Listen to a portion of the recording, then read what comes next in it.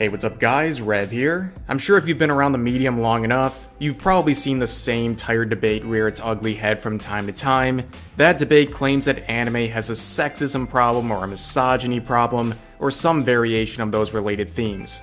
Most of the time this debate centers around what a very loud minority will consider sexist content, almost always revolving around fan service, ecchi anime, doujins, hentai and alike. Pretty much anything that contains sexual content is, in their eyes, a product of misogyny, because apparently these people believe that not only are there no women involved in those industries, whether in the creative process or consuming it, but apparently women must also not be talented enough to make that sort of content either. But typically, these sorts of debates begin with your typical mainstream anime. It might start off with fan service in My Hero Academia or Demon Slayer or something like that, and then eventually devolve until someone points at hentai like it's some ace in the hole to show how women are constantly objectified by what they believe is a male-dominated industry whose products are consumed by a male-dominated fan base.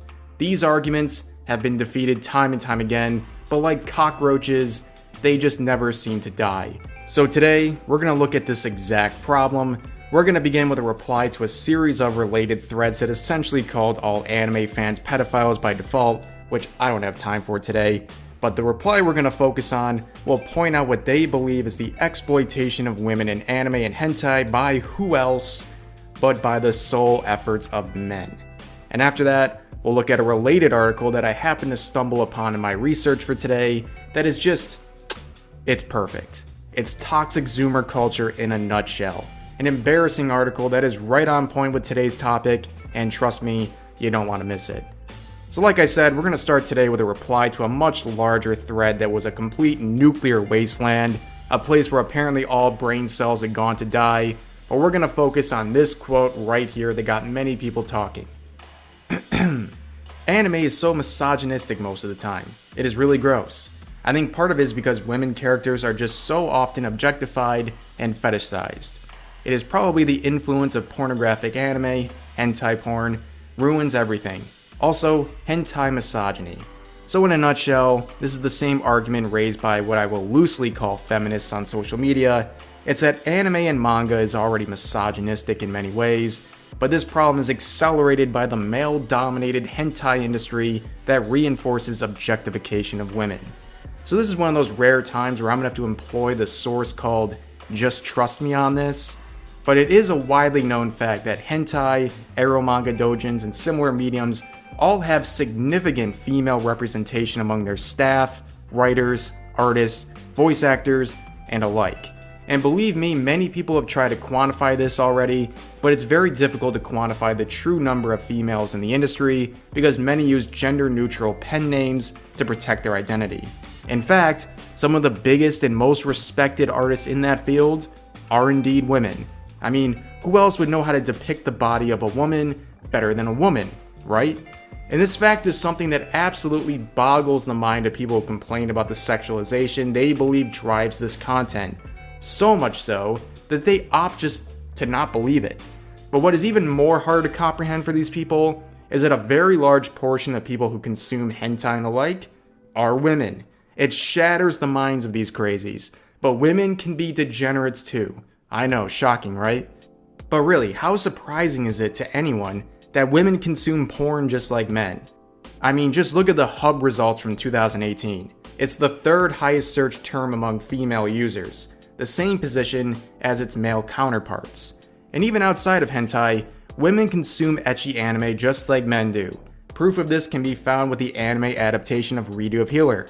When this anime dropped earlier this year, people thought it was sexist and made to satisfy the sick and twisted sexual urges of its male-dominated viewer base. Well, as it turns out, women loved Redo of Healer. In fact, the majority of its viewers were women. Arguably, the reason it succeeded. Again, women can be degenerates too, and there isn't a single thing wrong with that. But you get the point now. This tweet is a representation of an inaccurate but widely held set of beliefs about anime and hentai, but as you can see, it's simply not true.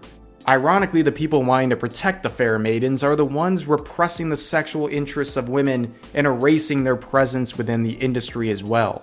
And I think this all serves as a nice segue into the second part of this video, a banger of an article that is an extension of what we've been talking about. Girls aren't ruining anime, men are.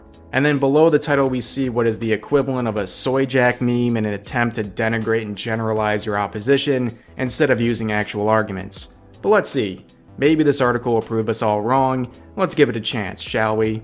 You like anime? I bet you can't name 5. You haven't watched One Piece or Dragon Ball Z? Nah, you're not a real anime fan. Oh, you like Attack on Titan? I bet you only like it for Levi. You know Goku can beat him, right?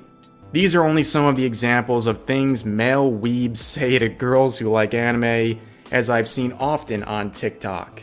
So for starters, when your concerns stem from the infamously awful world of anime TikTok, you know it's gonna be bad.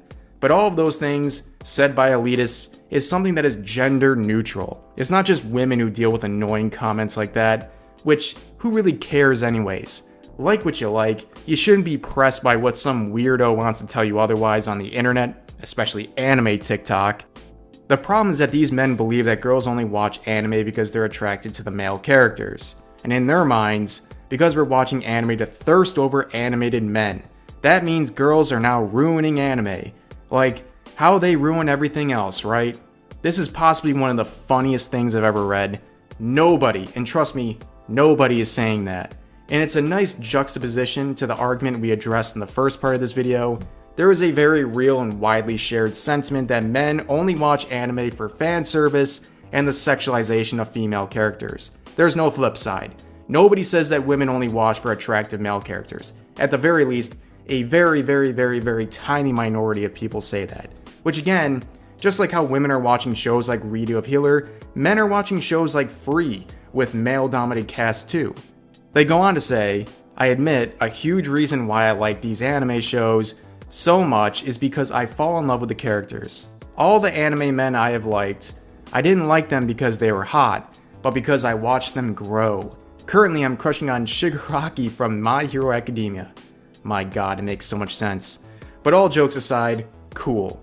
But that's the same reason men get ridiculed when they like female characters. I don't think anyone is trying to roast women for that either. The huge difference between the way girls crush and thirst over their favorite boys and the way male weebs do is the way these characters are written, which again, I don't know why you keep referring to men as weebs. It's obviously done in a derogatory way, but anyways.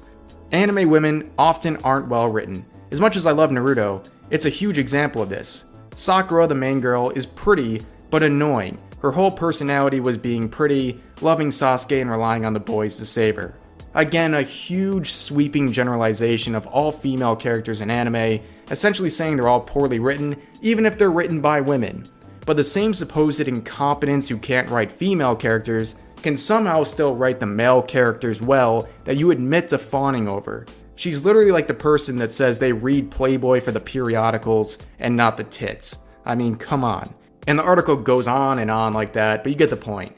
People will find any way to complain about objectification of women in anime and hentai, even if it means repressing women in the process, whether it's the content that they consume or the content they're also creating.